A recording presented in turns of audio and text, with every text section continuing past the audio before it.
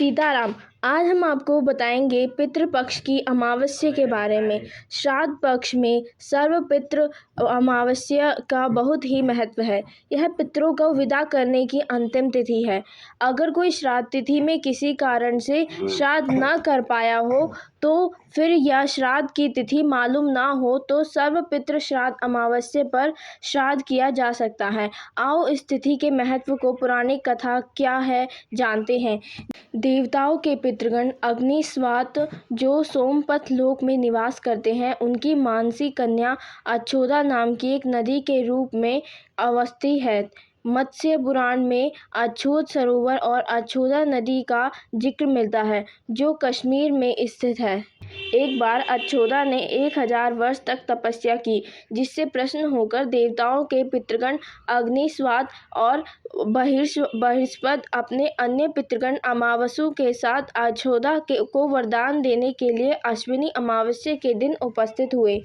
उन्होंने अछोदा से कहा कि हे पुत्री, हम सभी तुम्हारी तपस्या से अति प्रसन्न हैं, इसीलिए जो चाहे वर मांग लो। लेकिन अछोदा ने अपने पितरों की तरफ ध्यान नहीं दिया और वह अति तेजस्वी पितृ अमावसु को अपलक निहारती रही। पितरों के बार बार कहने पर उसने कहा, हे भगवान, क्या आप मुझे सचमुच वरदान देना चाहते हैं? इस पर तेजस्वी पितृ अमावसु ने कहा, हे अछोदा, वरदान पर तुम्हारा अधिकार सिद्ध है, इसीलिए निसंकोच कहो। अछोदा ने कहा, भगवान, यदि आप मुझे वरदान देना चाहते हैं तो मैं तत्क्षण आपके साथ रमण कर आनंद लेना चाहती हूँ। अछोदा के इस तरह कहे जाने पर सभी पितृ क्रोधित हो गए। उन्होंने अछोदा को श्राप दिया कि वह पितृलोक में पतित होकर पृथ्वी लोक पर जाएगी। पितरों के इस तरह श्राप दिए जाने पर अछोदा पितरों के पैरों में गिरकर रोने लगी। इस पर पितरों को दया आ गई। उन्होंने कहा कि अछोदा, तुम पतित योनि में श्राप मिलने के कारण मत्स्य कन्या के रूप में जन्म लोगी। पितरों ने आगे कहा कि भगवान ब्रह्मा के वंशज महर्षि पाराशर तुम्हें पति के रूप में प्राप्त होंगे। तुम्हारे गर्भ से भगवान व्यास जन्म लेंगे। उसके उपरांत भी अन्य दिव्य वंशों में जन्म लेते हुए तुम श्राप मुक्त होकर पुनः पितृलोक में वापस आ जाओगी। पितरों के इस तरह कहे जाने पर अछोदा शांत हो गई।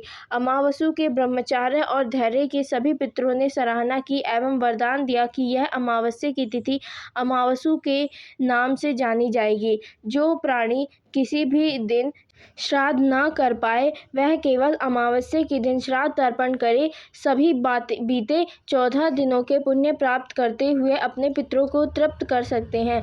तभी से प्रत्येक माह की अमावस्या तिथि को सर्वाधिक महत्व दिया जाता है और यह तिथि सर्वपितृ श्राद्ध के रूप में भी मनाई जाती है। उसी पाप के प्रायश्चित हेतु कालांतर में भी यही अछोदा महर्षि पाराशर की पत्नी एवं वेद व्यास की माता सत्यवती बनी थी। तत्पश्चात समुद्र के अंशभूत शांतनु की पत्नी हुई और 2 पुत्र चित्रांगद तथा विचित्रवीर्य को जन्म दिया था। इन्हीं के नाम से कलयुग में अष्टका श्राद्ध मनाया जाता है।